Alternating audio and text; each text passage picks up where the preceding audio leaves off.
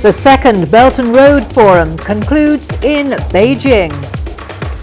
Cyclone Kenneth kills 5 in northern Mozambique. And Libyan government budgets about $1.43 billion to cover war costs. Hello and welcome to CGTN. This is Africa Live and I'm Karen Roberts in Nairobi. Also coming up in the programme. Local company Bishkate creates app to help workers find jobs in Mozambique. And International Tennis Tour Championship concludes in Nigeria.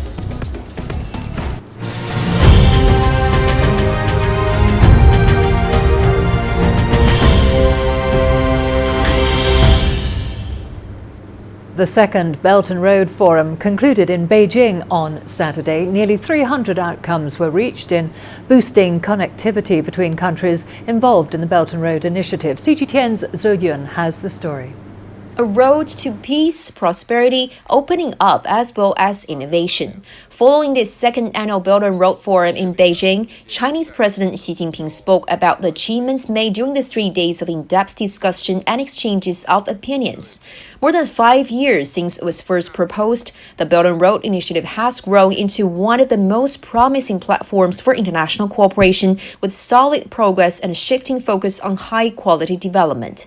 And this time, 40 heads of states and international organizations are making joint efforts to bring the initiative to a higher level of quality and sustainability.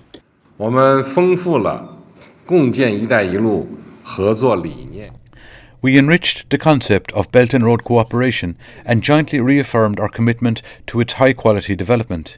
Guided by the principle of extensive consultation, joint contribution and shared benefits, the parties have conducted consultations as equals, jointly shouldered responsibilities and enjoyed benefits together. 欢迎所有感兴趣的国家都参与进来。 2 years ago, during the first Belt and Road Forum, positive consensus and fruitful outcomes were achieved. Officials say the results were even better this time with higher quality outcomes. A full range of 283 outcomes were reached, including both governmental cooperation agreements and initiatives, as well as concrete cooperation projects involving participation of the business sector. Moreover, a massive number of business contracts were signed at the forum. 论坛期间 举行的企业家大会 A great many business representatives participated in the CEO conference. They signed project cooperation agreements worth over $64 billion. All of this shows that Belt and Road cooperation is in sync with the times, widely supported, people-centred and beneficial to all. Meanwhile, a joint communique was also released by which countries reaffirmed that strengthening multilateralism remains essential in addressing global challenges. In the face of rising protectionism and unilateralism, China has presented a new model of globalization, which is not only a continuity that spread from the ancient Silk Road, but also a chapter that injects a new impetus to the global growth. So, CGTN, Beijing. World leaders signed a joint communique at a high-level roundtable meeting during the second Belt and Road Forum. The agreement calls for joint efforts to further build the Belt and Road and to cooperate based on extensive consultation. It also promises cooperation that is open, green and clean, pursuing high-quality, people-centred and sustainable development. It calls for participants to strengthen development policies and to boost infrastructure connectivity.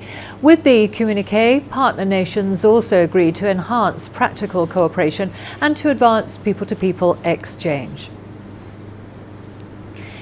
Ethiopia's Prime Minister Abiy Ahmed has visited the Alibaba Group's headquarters and met with the Executive Chair Jack Ma.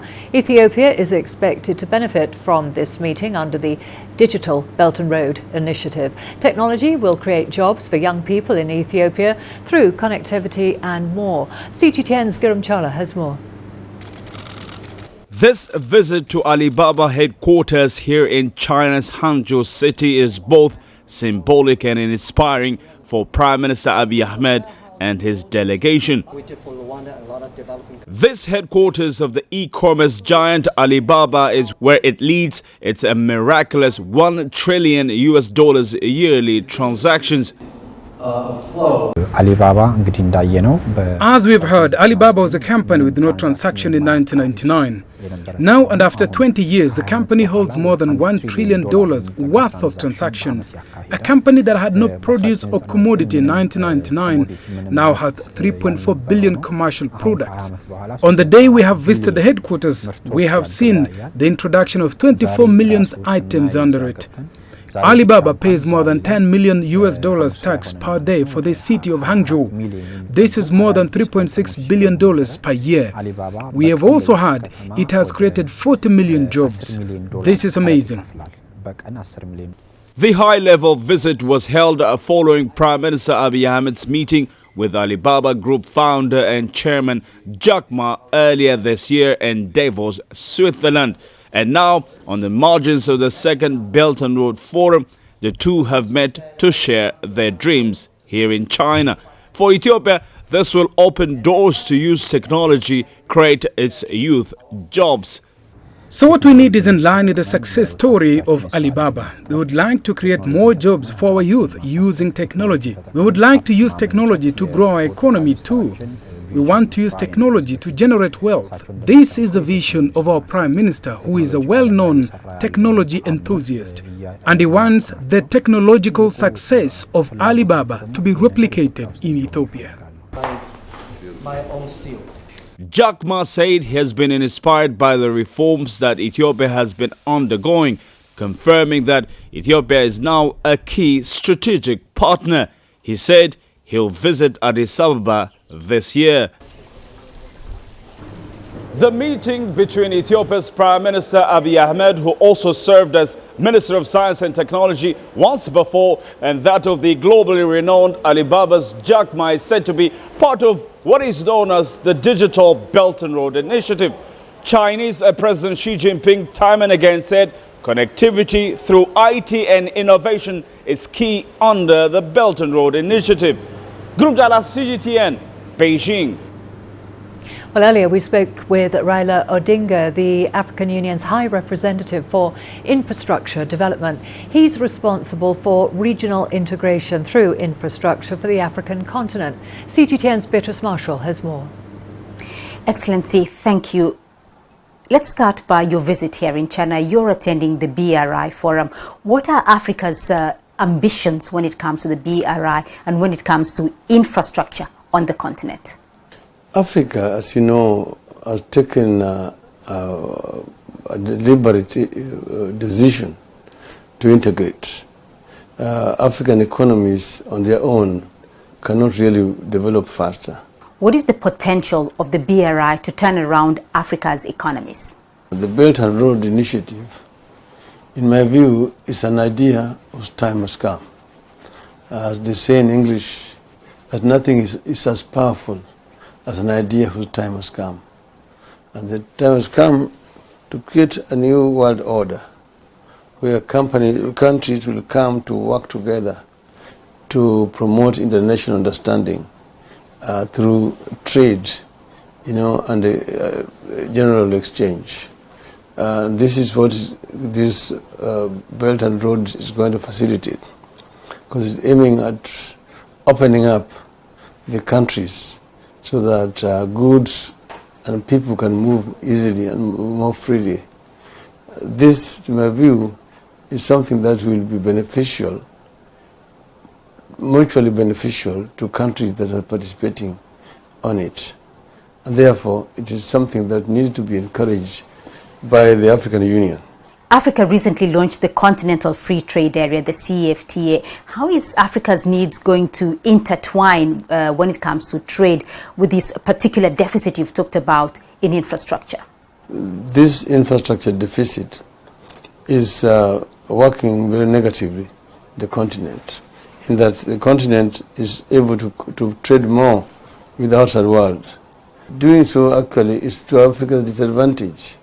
We do believe that we will be able to get more value from our goods if we are trading with each other, because there are some goods coming from Africa which go via Europe and come back to Africa. Like you drink Kenyan coffee in Nigeria, it has come from Europe, it does not come from Kenya. and there's no value they have added to it. So by doing this, we will be adding value to our goods and selling to ourselves. Chinese President Xi Jinping attended the opening ceremony of the second Belt and Road Forum for International Cooperation. President Xi delivered a keynote speech which received an enthusiastic response in South Africa. The Director of International Relations at the University of Western Cape, Umesh Bawa, said he was impressed by President Xi's speech. He says increasing infrastructure construction and realizing interconnectivity will contribute to the economic development and common prosperity of African countries. What I was most impressed about was the way that the focus on infrastructure and interconnectivity across the continent would benefit both North and South, and together bring mutual economic prosperity. 6 years on, what is the state of the Belt and Road? And how is the progress? Where are the challenges? Who is building, connecting, and benefiting? Our global correspondents bring you personal insights, live business reports, Interviews with the major players, investigation, and analysis. For comprehensive coverage of the Belt and Road Forum, stay tuned to CGTN. At least 5 people have been killed by Cyclone Kenneth in Mozambique. Aid agencies are unable to assess the full extent of the devastation due to many areas remaining cut off. Heavy rains are continuing in parts of the country. Nearly all the homes on the island of Ibo were destroyed. Cyclone Kenneth has displaced 18,000 people. Mozambique is still dealing with the aftermath of Cyclone Idai, which affected almost 2 million people. Let's cross over now to Libya, where the UN-backed government has budgeted about $1.43 billion to cover the cost of the 3-week-old war for the capital, Tripoli. The money will mainly cater for medical treatment for the wounded, aid for displaced people and other emergencies. The country's economy minister says the money will be funded without new borrowing. CGTN's Dina Matengo reports. Once Africa's third largest producer of oil, Libya has been driven by factional conflict since the fall of Muammar Gaddafi in 2011.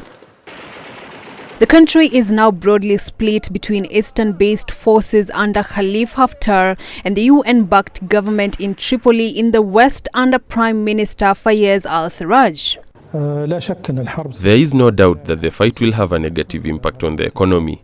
There will arise unexpected costs to be used for those who are injured and displaced, and these are all expenses that are not planned for, and that will have a negative impact on the budget. Isawi says Libya's commercial ports and wheat imports are still functioning normally, although some roads have been blocked. Some factories that are located on the front line will have to close down, and wholesale supermarkets as well, which will lead to small increase in prices. Until now, price hikes are minimal, but there is a rise in some products because of the fighting. Libya's government estimates it will spend up to $1.43 billion on medical treatment for wounded, aid for displaced people, and other emergency war costs. Analysts believe that the sum will also cover expenditures such as pay for allied armed groups or food for fighters. This money is not to finance the war, but rather to be set aside for emergency resulting from this war. There will be need for medical treatment, displaced families, and other emergency situations. Libya's government plans to raise about $21 billion by the end of 2019 from hard currency deals after imposing in September a 183 surcharge on commercial and private transactions done on the official rate of 1.4 to the US dollar. Dina Matengo, CGTN. Guinea's President Alpha Condé is visiting his Ivorian counterpart Alassane Ouattara as part of a 3-day working visit. Both heads of state met in Abidjan to discuss their bilateral ties. Border security and stopping the flow of illegal arms was on the agenda. Both leaders also discussed how to strengthen their economic potential. Among the suggestions were boosting trade between the two countries. The two heads of state also exchanged views on regional and international development issues, as well as strategies for effectively combating terrorism in Africa. Nous sommes convenus de l'organisation. We have agreed to host the third session of the Ivorian-Guinean Cooperation Joint Commission in Abidjan. This will boost bilateral cooperation in trade and various fields. We want to strengthen our cooperation with Côte d'Ivoire because we have the same concerns. Our border area has seen a heavy flow of weapons because of the war in Liberia and Sierra Leone. So you can see that the security problem is extremely important for us today. We are going to a short break now. Don't go away. Lots more to come, including local company Bishkate creates app to help workers find jobs in Mozambique. And Ethiopian designers turning ancient traditional cloth into modern fashion.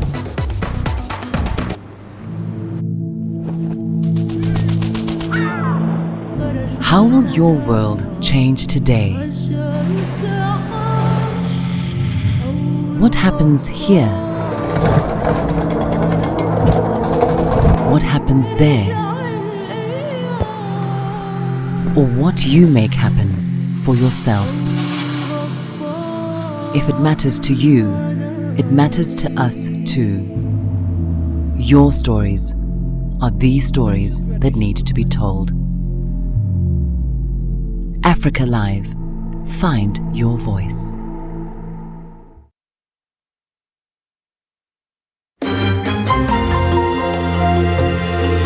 Africa Live.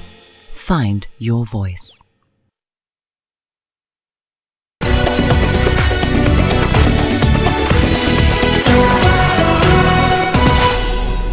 According to World Development Indicators, unemployment in Mozambique stands at 25%, with young people making up approximately 43% of the unemployed. However, local company Bishkate has created a platform to make it easier for those in the blue-collar sector to find work. After recognizing the existing gap in the job market, Bishkate was created. The tech platform, whose name means odd jobs in Portuguese, was created to formalize the job market for those in the blue-collar sector in Mozambique. Everywhere across Africa you go, you'll see a wooden board saying plumber, carpenter with a phone number. If they have a phone number, you can create a channel for them.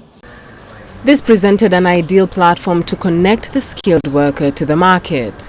This is a platform that connects smart devices to very basic mobile phones to the internet in a way that is very simple. Our only goal is to connect people. So we can go look for a carpenter, and we are in Maputo. So let's choose Maputo, and now we are in Maputo City. And once I dial in, it will open up our service. So what do you want to do? Do you want to register yourself as a worker? Option 1. Do you want to search for other workers? Do you want to look for your contacts, change the language, or know more about us? Direct contact with the market and visibility has inspired the workers from various sectors to sign up. Before Biscuit, it was hard to secure a job. I relied on word of mouth from one client to the next. Since I joined the platform, my business has expanded. Bishkate hosts over 20,000 workers on its platform, revealing a market ready to absorb the best in the informal skilled sector. The informal sector is huge here, but the problem is, because it's informal, the governments never understand the real size and how much this parallel economy really drives most of our country. The red part is the number of clients that requested that type of work. And what you see is that there's always more demand than there is the availability of workers. And for the workers, excellent reviews from the clients ensure one has a steady rise in the competitive space. My strategy for success is to be professional when I'm doing my job, and that way people will see the review and this improves my rating on the app. So you have comments from people that already worked with them. You have how many times they were contacted, how many times they answered the phone, and this is the rating based on price, quality and timing. 7 years in, and the platform is expanding to absorb a growing number of workers keen to explore the informal employment sector. The unemployment issue stands as a great challenge to the development agenda in Mozambique. However, with the creation of technology platforms like Bishkate, those in the informal sector are able to engage their clients, market their skills, and secure employment. Reporting for CGTN, I'm Beryl Oro in Maputo, Mozambique. Young Ethiopian designers are returning to traditional fabrics for inspiration to help feed their country's growing demand for time-honored outfits. To encourage young Ethiopians to rock local fabrics in different styles and designs, designers are putting together a fashion show in the capital Addis Ababa, showcasing contemporary designs made out of the traditional Faya Ada fabric. It's culturally associated with the Oromo people, Ethiopia's largest ethnic group. We are a great nation and we have a vast tradition that is untouched. This can motivate investors to get involved in it. We have talented designers who are held back by lack of financing. We can do much more if investors get involved and finance us. I am of the opinion that our culture is untouched and opportunities are immense. The cloth, which is hand-woven, is made from 100% cotton and is worn on a day-to-day basis in the countryside. In the big cities, however, it is only worn during important cultural ceremonies or weddings. When you see the indigenous cultures of Africa in general, and if you see the Oromo culture in particular, this has been suppressed for a long time, and seeing this kind of shows coming up to this stage will promote, it will really enhance the growth, and it will really help us to develop, and also it's really good to the psyche of our people. Local designers aim to transform the fabric from a novelty that is only worn on special occasions by giving it more prominence in Ethiopian everyday fashion. In the future, I want to manufacture it and would like to produce all the clothes and all its inputs here locally. Now we are getting some materials from China. I want to replace that, and I believe that it's beneficial for the country because this can create a lot of labor. My dream is to produce everything in one place and sell it globally. Designers using the traditional Faya Ada to create are encouraging diversity pulled from African cultural history in an effort to present Africa to the world. Beryl Oro, CGTN. All the sports news coming up for you after the break, including International Tennis Tour Championship concludes in Nigeria. Africa, where champions are made, records are broken, legends are born. We're there for every goal, for every knockout, for every step of the way. Match Point, only on CGTN.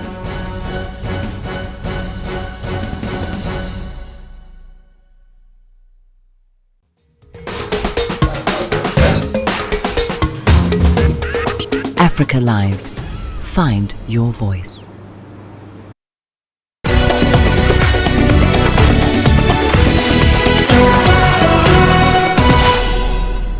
Nigerian professional tennis players have made significant progress after taking part in the just concluded International Tennis Federation's World Tennis Tour. It took place in Nigeria's capital, Abuja. The tournament, which featured some of the finest players from over 30 countries, aimed to improve the game in Nigeria. CGTN's Phil Ahaza reports. Eze Tochukwu is one of Nigeria's top players featuring in this year's World Tennis Tour. Tochukwu wants to be among the world's best someday. The competitiveness makes me tougher. Then it also makes me to realize my difficult and disadvantaged parts. It makes me to work harder, to be a better player, and then to be a future champion in tennis. The World Tennis Tour is a professional event organized by the International Tennis Federation (ITF) and Association of Tennis Professionals (ATP), which gives players the opportunity to earn globally recognized ranking points. Cash prizes of up to $75,000 for different categories of winners were also up for grabs. A total of 13 Nigerians were part of the 50 professional players from across the world that competed in this year's tournament. I'm impressed by the results so far. Some Nigerians has gotten ITF points. Until 5 years ago, the highest ranked Nigerian was not in the top 2,000, but now when this tournament started coming and they had access to play this tournament, at some point we had one player that got even to the quarterfinals, and had rankings where some Nigerians were in the top 1,000 in the world. So that's the focus now, to build our tennis anew. According to the organizers, the government has provided some basic facilities for the sport, but they say more is required for the development of tennis in Nigeria. We have a lot of facilities. We have some few people that are helping us doing the maintenance, but we still expect a lot. We need lighting, we need the gym, we need a hostel, to be able to camp players. We need a center, a proper tennis center, and then even sponsoring some of our players to play some of these tournaments outside Nigeria. Unlike counterparts Egypt, which ranks among top 20 in the world and organizes at least 40 ITF World Tennis Tours each year, Nigeria can only boast of one event annually for now. The Nigerian Tennis Federation says it's working hard to ensure these kind of tournaments are organized more frequently in the country to improve the quality of local players as well as up their rankings on a global stage. Phil Ihaza, CGTN Abuja, Nigeria. A crucial CAF Champions League semi-final match is currently underway at the Stade Olympique de Rad in Tunisia. Tunisia's Espérance de Tunis is playing DR Congo's TP Mazembe in the second semi-final match, first leg tie. TP Mazembe is searching for their first CAF Champions League title since 2015, while Tunisians are gunning for a second successive title. The Congolese players will be keen to end their CAF Champions League title drought with a good away advantage as they seek to replicate their 2015 trophy winning ways.